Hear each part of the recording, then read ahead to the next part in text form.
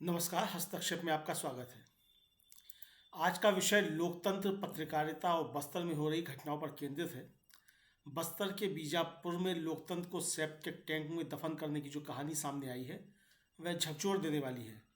अखिल भारतीय किसान सभा से संबद्ध छत्तीसगढ़ किसान सभा के उपाध्यक्ष संजय पराते के इस वीडियो संवाद में हम बस्तर जंक्शन के पत्रकार मुकेश चंद्राकर की जान लेने, कॉर्पोरेट मीडिया के खेल और सलवा जुलूम के नाम पर हो रही मानवता की हत्या के पीछे की सच्चाई को उजागर करने का प्रयास करेंगे। अंत तक जरूर बने रहें और वीडियो को शेयर करना ना भूलें। लोकतंत्र बचाने के लिए आपकी जागरूकता ही सबसे बड़ा हथियार है। संजय पराते ने मूलतः यह लेख हस्तक्षेप.com के लिए लिखा है। तो क्या लिखते हैं संजय पराते, आइए सुनते हैं।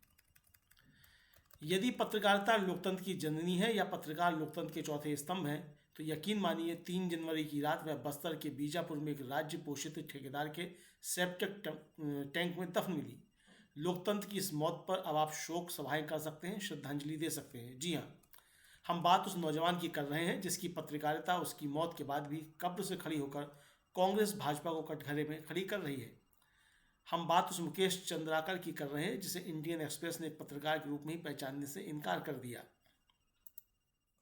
संजय पराते लिखते हैं कि हम उस नौजवान पत्रकार की बात कर रहे हैं जिसकी मौत ने एक बार फिर साबित कर दिया कि पूरी दुनिया में भारत को फ्लॉड डेमोक्रेसी का दर्जा क्यों मिला हुआ है।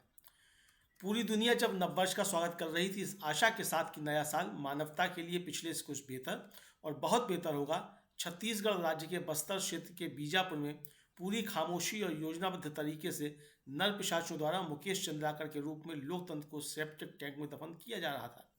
ये वे नर पिशाच थे जिन्हें दैनिक भास्कर जैसा कॉर्पोरेट मीडिया उनके कुकर्मों पर पर्दा डालने के लिए इस ब्रह्मांड के सबसे बड़े समाजसेवी, सामाजिक क्षेत्र, शिक्षा, उद्यमिता और महिला शक्तिकरण के प्रणेता के रूप में प्रस्तुत कर रहा था।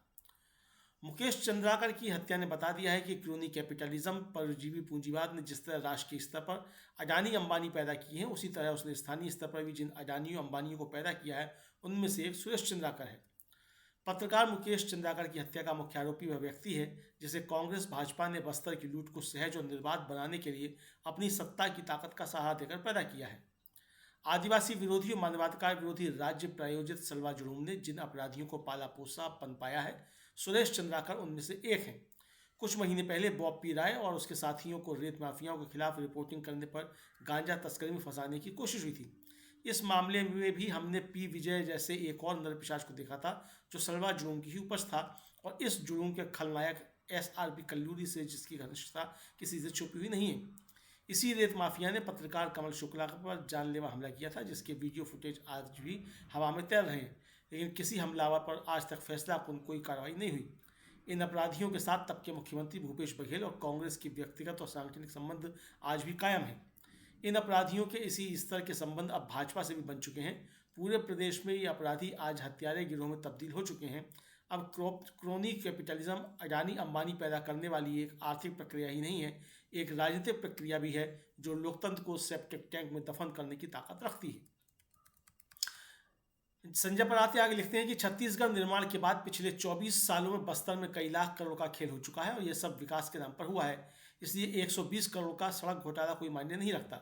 बस्तर के विकास के लिए केंद्र से लेकर राज्य तक चाहे किसी भी जगह सरकार कांग्रेस की रही हो या भाजपा की, और राजनेता से लेकर अधिकारी और ठेकेदार तक कमर कसे हुए हैं। बस्तर के विकास के लिए 6 लेनी सड़क चाहिए और सड़क बनाने के लिए फोर्स चाहिए। बस्तर के विकास के लिए नक्सल उन्मूलन की जरूरत है और इसके लिए फोर्स चाहिए। बस्तर के विकास के लिए संसाधनों का दोहन जरूरी है, इसके लिए कॉर्पोरेट चाहिए और इसके लिए भी फोर्स चाहिए। लेकिन बस्तर के विकास के लिए आदिवासी नहीं चाहिए, उनके लिए हॉस्पिटल, स्कूल, आंगनबाड़ी नहीं चाहिए। यदि विकास के नाम पर इन सब की दिखावे के लिए सही कभी कभार चिंता जताई जाए तो इसके लिए भी फोर्स चाहिए।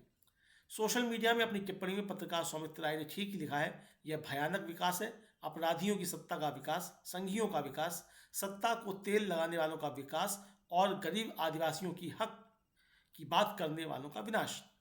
कॉर्पोरेट बस्तर की यही सच्चाई है।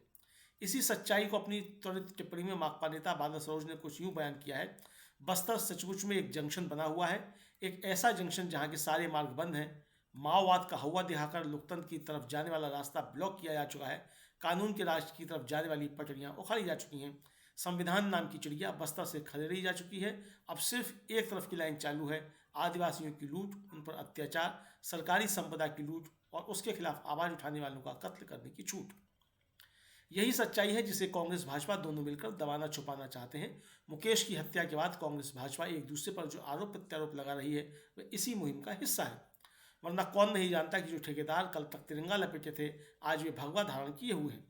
कांग्रेस या भाजपा होने या न होने का एक झीना सा अंतर जो बचा हुआ था वह भी सलवा जुलूम के दौर में खत्म हो गया था। महेंद्र कर्मा तब के भाजपा मंत्रिमंडल के 16वें मंत्री ठीक उसी प्रकार गिने जाते थे जिस प्रकार ब्रजमोहन अग्रवाल कांग्रेस मंत्रिमंडल के 16वें मंत्री गिने जाते थे। अब हर खादी के नीचे खाकी है, कुछ अपवाद जरूर है और वे सम्मान के योग्य तो हैं ही, लेकिन उनके पास सत्ता की ताकत नहीं। संजय पर आते आगे लिखते हैं कि खादी के नीचे की यही खाकी है जो इस सवाल को पूछने से रोकती है कि गंगालूर से लेकर मृत्यु तक जो सड़क बनाई गई थी वह थी किसके लिए, आदिवासियों के लिए या कॉरपोरेटों द्वारा प्राकृतिक संसाधनों की लूट को ढोने के लिए। इस सड़क को बनाने का अनुबंध 16 टुकड़ों में बांटा गया था, फिर भी सभी टुकड़े सुरेश चंद्राकर की जेब में ही क्यों पहुंचे। जब 1 किलोमीटर सड़क निर्माण की औसत लागत लगभग 1 करोड़ रुपए आती है तो इस सड़क की लागत 56 करोड़ से बढ़कर 120 करोड़ कैसे और किन की कृपा से हो गई। सड़क बनने से पहले ही पूरी राशि का भुगतान हो गया तो इस 120 करोड़ के कितने टुकड़े हुए और किस किस की जेब में पहुंचे। जब एक सड़क के लिए पानी की तरह पैसे बाहर बह रहे हैं तो सड़क की भी पहली ही बारिश में बहना ही था, इसमें किसी ठेकेदार का दोष कैसे हो सकता है। लेकिन यह सवाल तो पूछा ही जाना चाहिए कि इस हत्यारे ठेकेदार को 3 सशस्त्र जवानों का सुरक्षा चक्र क्यों और कैसे उपलब्ध कराया गया है। क्या यह सुरक्षा चक्र पत्रकारों की हत्या करने और लोकतंत्र को सेप्टिक टैंक में दफनाने के पुनीत कार्य के लिए दिया गया है। संजय पर आते आगे लिखते हैं कि सलवा जुलूम ने समाज के अंदर अपराधियों की फौज को तैयार किया है। सुप्रीम कोर्ट द्वारा इसे प्रतिबंधित करने के बाद भी आज भी यह अलग अलग रूपों में चल रहा है। सलवा जुलूम में जो एसपीओ बनाए गए थे वे सभी पूर्व नक्सली थे या नक्सली गतिविधियों से उनका घनिष्ठ संबंध रहा है। सलवा जुलूम ने नक्सलियों से जुड़े असामाजिक तत्वों द्वारा लूटपूट के अवैध कामों को वैधता देने का काम भी किया है। सुरेश चंद्राकर भी एसपीओ था और यह तय है कि आज भी नक्सलियों से उसके संबंध हैं। बस्तर के अंदरूनी क्षेत्रों में इस संबंध के बिना कथित विकास कोई काम नहीं हो सकता।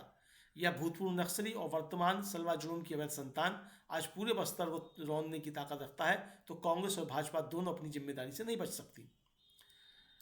संजय पर आते आगे लिखते हैं कि यह आम चर्चा है कि बस्तर में सामने ठेकेदार होता है, पीछे कोई अधिकारी या राजनेता होता है, तो जिस सरकार और उसके प्रशासन को इस भ्रष्टाचार को नियंत्रित करना था वही इस भ्रष्टाचार का जनक है। क्रोनी कैपिटलिज्म में सरकार नाम की केवल छाया रह जाती है जो जनता को भरमाती रहती है। असल नियंता, असल सूत्रधार तो सुरेश चंद्राकर जैसे हत्यारों के गिरे होते हैं जो आदिवासियों पर गोलियां भी बरसाते हैं, उनके घर गांव जलाते हैं, बलात्कार करते हैं, मासूमों को जेल भी भेजते हैं और इसके खिलाफ उठने वाली हर लोकतांत्रिक आवाज़ को सेप्टिक टैंक में दफनाने की बर्बरता भी दिखाते हैं, क्योंकि सत्ता कॉर्पोरेट पूंजी की गुलाम बन जाती है और पूरे तंत्र को अपने हाथों में नचाने की ताकत समेट लेती है। सबको मालूम है कि बीजापुर के एसपी पुलिस अधीक्षक का सुरेश चंद्राकर से क्या संबंध है और हर किसी को यह लग रहा है कि मुकेश की तार उससे भी जुड़े हैं, क्योंकि जिस सड़क घोटाले को मुकेश ने उजागर किया उस ठेके में सुरेश चंद्राकर का ही नहीं बीजापुर के एसपी सहित कई नेताओं अधिकारियों के हित जुड़े रहने के आरोप हैं। नक्सल इलाकों में हर निर्माण कार्य की देखरेख जिला प्रशासन द्वारा की जाती है। ऐसे में महीनों और सालों तक चलने वाले सड़क निर्माण के काम में गिट्टी की जगह बिछाई जाने वाली मिट्टी किसी भी जिम्मेदारी की नज़र में कैसे नहीं आई। अब इस घोटाले से प्रशासन के अधिकारी कैसे बरी हो सकते हैं। क्या इनमें से किसी भी घोटालेबाज को सरकार नामक संस्था ने आज तक छुआ है। पुलिस द्वारा सेप्टिक टैंक की खुदाई में आनाकानी करना अकारण नहीं था। गुमशुदगी की रिपोर्ट के बाद भी एसपी और पुलिस की निष्क्रियता अकारण नहीं थी। नर पिशाच सुरेश चंद्राकर का पुलिस की नाक के नीचे से आसानी से फरार होना क्या बताता है। संजय पर आते आगे लिखते हैं कि इस मामले में भाजपा सरकार द्वारा एसआईटी के गठन का मतलब है हत्यारों को बचाने के लिए मामले को ही कमजोर करना। एक ऐसी ही एसआईटी तब गठित हुई थी जब भाजपा की सत्ता में आते ही संघीय गिरोह से जुड़े गौगुंजों ने उत्तर प्रदेश से आए 3 मुस्लिम पशुपालकों की आरंग के पास महानदी पुल पर हत्या कर दी थी। बाद में इस एसआईटी ने सरकार के स्पष्ट इशारे पर हास्यास्पद निष्कर्ष पेश किया था कि तीनों ने अपनी जान खुद ली है। गौगुंजों को बरी कर दिया गया था, फिर भी एसआईटी से क्या उम्मीद की जा सकती है। मुकेश कांड के बाद पुलिस अधीक्षक का बयान है सुरेश चंद्राकर जगदलपुर में था जब उसे इस घटना की जानकारी दी गई। इस घटना के मुख्य आरोपी के बारे में कितने मासूम है बेचारे एसपी। संजय पराते सवाल पूछते हैं कि पत्रकार सुरेश महापात्र ने ठीक ही सवाल किया है। मुकेश की हत्या के मुख्य साजिशकर्ता के बारे में पुलिस का यह बयान क्या साबित करता है? तो इस एसपी के बारे में जिसकी गतिविधियां बताती हैं कि इस हत्या में उसका भी हाथ हो सकता है। एएसपी की एसआईटी क्या कर लेगी? क्या यह एसआईटी बीजापुर एसपी की कारगुजारियों को उजागर करेगी? इसलिए एक निष्पक्ष जांच की जरूरत है जो इस पूरे माफिया गिरोह और उनके राजनीतिक आकाओं को बेनकाब करे। ऐसी जांच सीबीआई या हाईकोर्ट की निगरानी में ही हो सकती है, लेकिन ऐसी जांच का साहस किसी कॉर्पोरेट पर सरकार में कैसे हो सकता है?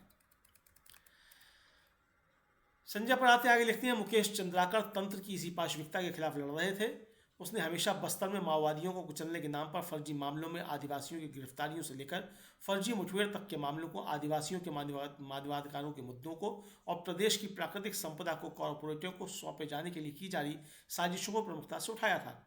उसकी पत्रकारिता में राजनीति का वह पक्ष था जो आम जनता के अधिकारों, उसके संघर्षों, उसके दुख दर्दों, उसकी आशा आकांक्षाओं को उगरता था।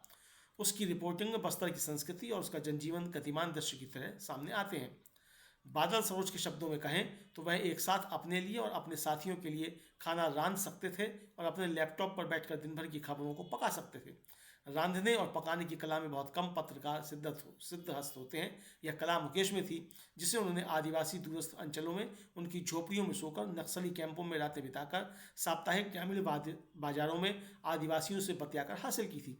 इसलिए उनकी रिपोर्टिंग उनके रांधे खाने की तरह दिमाग के लिए सुपाच्य और स्वादिष्ट होती थी। वे पुल थे नक्सलियों और प्रशासन के बीच, जिस पर आदिवासी जनता सहजता से चहलकदमी कर लेती थी। वे आदिवासियों पर विश्वास करते थे, आदिवासी उन पर विश्वास करते थे। यही उसे अपनी पत्रकारिता के लिए आत्मबल देता था। यदि मुकेश जैसे छोटे भाई और कमल शुक्ला जैसे आत्मीय मित्र नहीं होते तो सिलगेर सहित बस्तर के अंदरूनी इलाकों में मेरा जाना, वहां के संघर्षरत आदिवासियों से अनेक बार मिलना संभव नहीं होता। संजय पराते आगे लिखते हैं कि यह मुकेश की खूबी थी और कमल का साहस कि हमारी पहचान संघर्षों की जगहों पर पहुंचकर ही प्रशासन के लिए उजागर हो पाती है। इस समय भी जब मैं यह आलेख लिख रहा हूं, कमल शुक्ला मेरी सूचनाओं का भरोसेमंद स्रोत हैं और किसी ट्रक में बैठकर यात्रा कर रहे हैं। वो लिखते हैं कि जिस सरकार का काम है पत्रकारों को सुरक्षा देना, उस सरकार का सुरक्षा चक्र यदि हथियारों के पास में है तो हम अंदाजा लगा सकते हैं कि हमारे देश और छत्तीसगढ़ में लोकतंत्र की स्थिति कितनी बदतर है। छत्तीसगढ़ निर्माण के 24 साल बाद भी पत्रकारों की सुरक्षा के लिए कांग्रेस भाजपा एक प्रभावशाली कानून बनाने और उसे लागू करने में विफल रही है। तो इसलिए कि ना तो कांग्रेस की और ना ही भाजपा की पत्रकारों को सुरक्षा देने में कोई दिलचस्पी रही है। एक विपक्षी पार्टी के रूप में उन्होंने केवल पत्रकारों को भरमाने का और सत्ता में चढ़कर गोदी भोंपू मीडिया पनपाने का ही काम किया है। यही कारण है कि छत्तीसगढ़ में पत्रकारों पर हमले लगातार बढ़ रहे हैं। कमेटी टू प्रोटेक्ट जर्नलिस्ट के अनुसार 2005 से 2024 के बीच जिन देशों में सबसे ज़्यादा पत्रकारों की जान गई है, उनमें भारत का स्थान 7वां है। 2014 से अब तक हमारे देश में 28 पत्रकारों की जान गई है। 2025 में हत्यारों का पहला शिकार मुकेश चंद्राकर बना। न्यूयॉर्क स्थित एक संगठन की रिपोर्ट बताती है कि भारत में मई 2019 से अगस्त 2021 तक मोदी राज के 28 महीनों में पत्रकारों पर 256 हमले हुए हैं, यानी हर महीने 9 से ज़्यादा और हर 3 दिनों में कम से कम एक। पिछले 10 वर्षों में अभिव्यक्ति की स्वतंत्रता के पैमाने पर भारत 35 अंक नीचे गिर चुका है और आज वैश्विक प्रेस सूचकांक में हमारा स्थान 180 देशों में 142 में से फिसलकर 159वें पर आ गया है। अमेरिकी रिपोर्टर वाल्टर लीलैंड के अनुसार स्वतंत्र पत्रकारिता लोकतंत्र की पहली शर्त है। बिना इसके सिर्फ किताबी लोकतंत्र बनाए जाते हैं जो अक्सर चुने हुए प्रतिनिधियों द्वारा मिटा दिए जाते हैं और लोकतंत्र बस नाम के रूप में ही बच जाता है। भारत में स्वतंत्र पत्रकारिता की जगह अब कॉर्पोरेट मीडिया ने ले ली है, जिसे अक्सर गोदी मीडिया के रूप में पहचाना जाता है। सलवा जुलूम और क्रोनी कैपिटलिज्म के जरिए जिस कॉर्पोरेट बिस्तर को विकसित करने की कोशिश की जा रही है, वह लोकतंत्र को सेप्टिक टैंक में दफना कर ही पनप सकता है। लेकिन बस्तर की जनपक्षधर पत्रकारिता और उसकी रंग बिरंगी छवियां युकेश भाइयों, कमल शुक्ला, बॉप्पी राय, रितेश पांडे, रानू तिवारी, मालिनी सुब्रमण्यम आदि से मिलकर बनती है, जिसे कुचल कर नहीं मारा जा सकता। मुकेश की जान जाने के बाद भी उसकी पत्रकारिता, कॉर्पोरेट तंत्र, उसकी मीडिया और नरपिशाचों के सामने तनकर खड़ी है। लेखक संजय पराते अखिल भारतीय किसान सभा से संबद्ध छत्तीसगढ़ किसान सभा के उपाध्यक्ष हैं। यह उनके निजी विचार हैं।